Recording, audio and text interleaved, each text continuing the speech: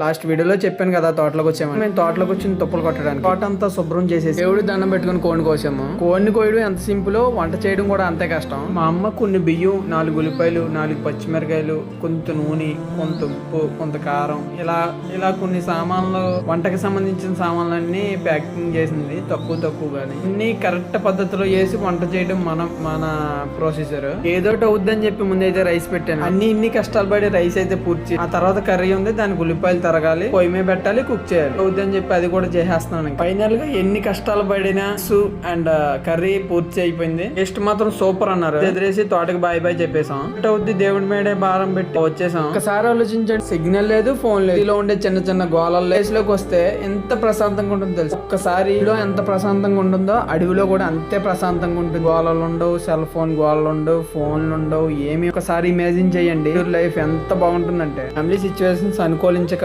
సిటీకి వెళ్లాల్సి ఉంటుంది. ఏదో చిన్న ప్రాబ్లమ్స్ ఉంటాయి కదా, అన్నీ తప్పవు. నేను చెప్పేది ఏంటంటే, చిన్న టైం ఉంటే ఫ్యామిలీతో చిన్న టూర్ కన్నా ప్లాన్ చేసుకోండి. శాంతత మీకు అక్కడ దొరుకు. వీడియో నచ్చితే ఇప్పుడే ఫాలో అయిపో.